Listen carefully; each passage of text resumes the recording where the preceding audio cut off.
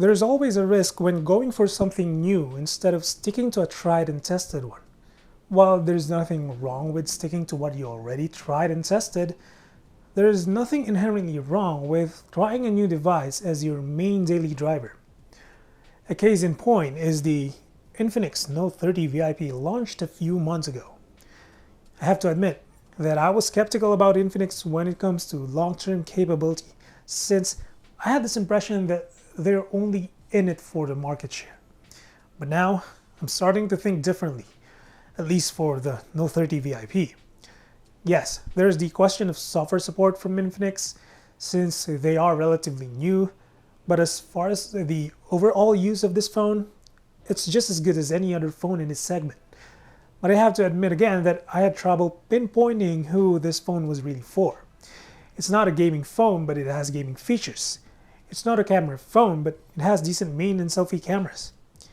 Infinix did market the heck out of its fast charging and wireless charging features, but that's not really enough to carve out a decent market share since the regular user doesn't look at how fast the phone charges, despite how impressive it is in the real world. I think the Note 30 VIP has a flex to the world that it can bring a couple of flagship features to its mid-range lineup at an affordable price. I have a feeling that there won't be a direct successor to this phone next year or in the next few months, but if that's the case, this phone is definitely worth its price tag now, and my experience shows that Infinix has the potential to be a reliable mobile brand. So this is the first time we're reviewing this phone long term since our last review we only had this phone for a couple of weeks. There are a couple of things that stand out to me. One is charging, and the other is camera. Let me start with the camera. The 108 megapixel camera sensor here has improved quite significantly since day one. To be fair, I have received only one major software update from Infinix. While that's not on par with other brands, at least you still get them even when it's not as frequent. For starters, the 108 megapixel camera does its job very well in delivering that creamy bokeh effect in close-up subjects without applying too much over-sharpening effect. It makes the photos look natural.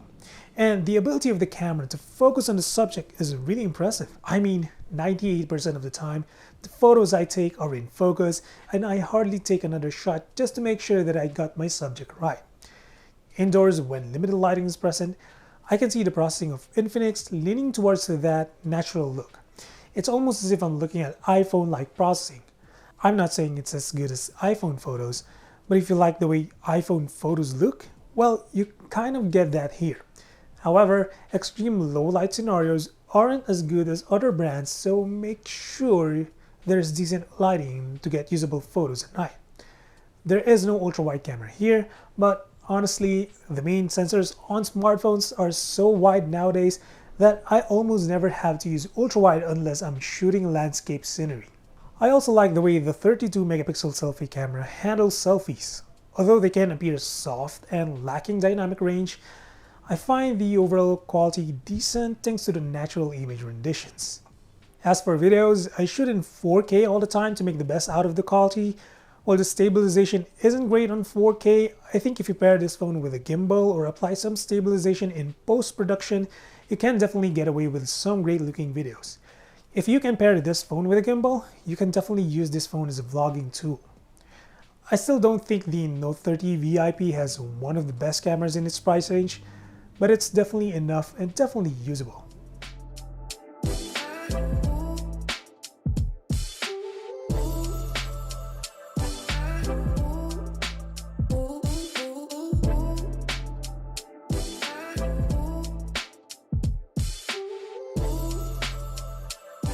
Then we have charging. This phone has an impressive 68 watt charging capability that lets you charge it up from 0 to 80% in just 30 minutes. And I never used it. I mean, I know it's impressive, but if I have a wireless charger near me, unless I really need a quick top up for specific cases, 100% of the time I'm going to use that wireless charger. I had 3 wireless charging pads in this room, and that's where the Note 30 VIP charges every single time.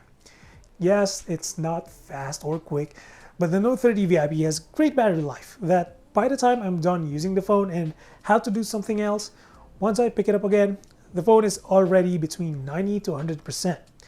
I do have to say that this phone has some standards when it comes to compatibility. I noticed that my third-party 15-watt charger charges this phone really slowly as opposed to the 15-watt charger that came with the box.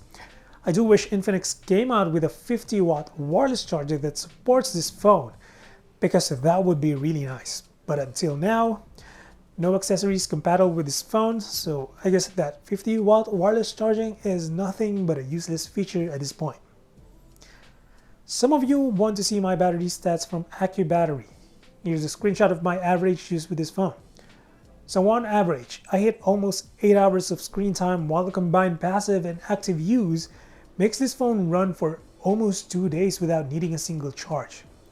Your mileage may vary when it comes to battery life since we use our phones differently, but for someone who plays a game for almost an hour a day and social media consumption as my main activity, I definitely get slightly lower numbers than what's represented on the app.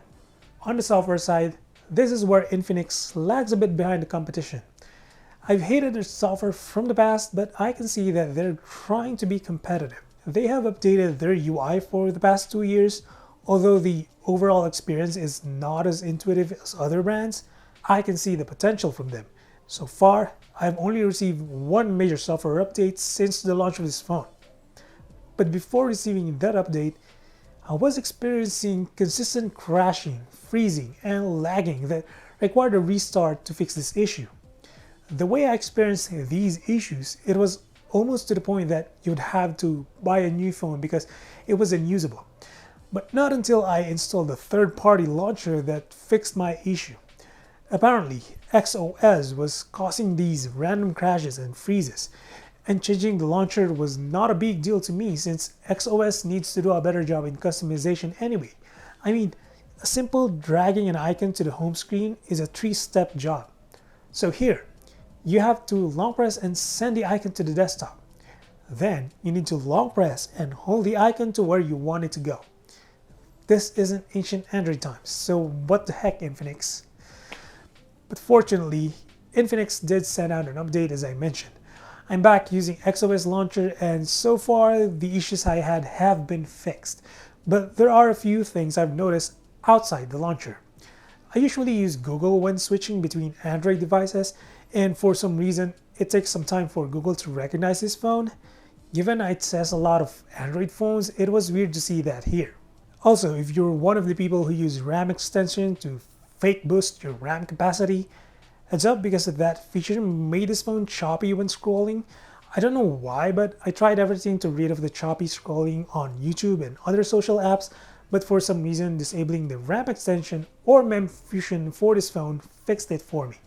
I was never a fan of RAM extension anyway and never will be because you're purposely making your phone slow by using slower drive speeds than the actual RAM itself. As for the one feature of this phone for gamers, that bypass charging does delay the battery aging of this phone, but I don't think it's offloading the heat generated by the CPU and battery anywhere. I mean, even with bypass charging, this phone can go between 46 to 48 degrees Celsius. But hey, you can reduce your charging cycle if you use bypass charging. At least that's a given. The AMOLED display here is great and all. You know, it's hard to complain about the quality of this screen, especially when it supports over 1 billion colors and a maximum of 900 nits.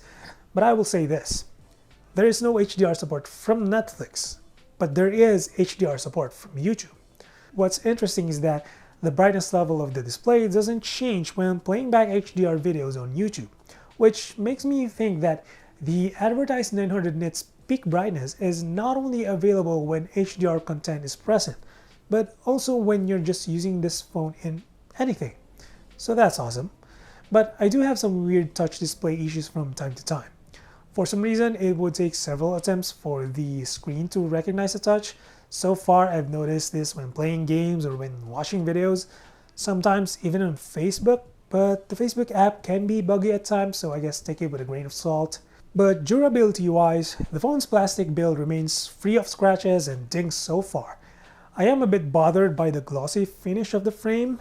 It kind of accentuates the fact that this phone is plastic, but for that JBL tuned speaker, I do not like the fact that the back of the phone vibrates when the volume is above 50%. It's just annoying to hold the phone when it happens, but with the case, you shouldn't have a problem with it. By far, my favorite feature here is the wireless charging. I know that it's like a first world privilege of some sort, but it's convenient when you can just lay down this phone and not have to deal with cable chargers and bricks. If that feature wasn't here, my favorite feature would be the display. But if we're talking about long-term use, you can expect a newcomer to become great immediately. It's going to be a process, and I am hoping Infinix becomes a worthy competitor since more competition means better products for us consumers.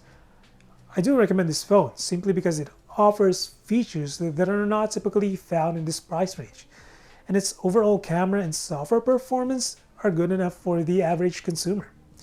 I see this phone lasting 2 to 3 years before needing an upgrade, and by that time, who knows what kind Infinix will be able to provide for the VIP line. But that's it for this one. Drop a sub or like if you feel like supporting the channel, and as always, until the next one, stay safe.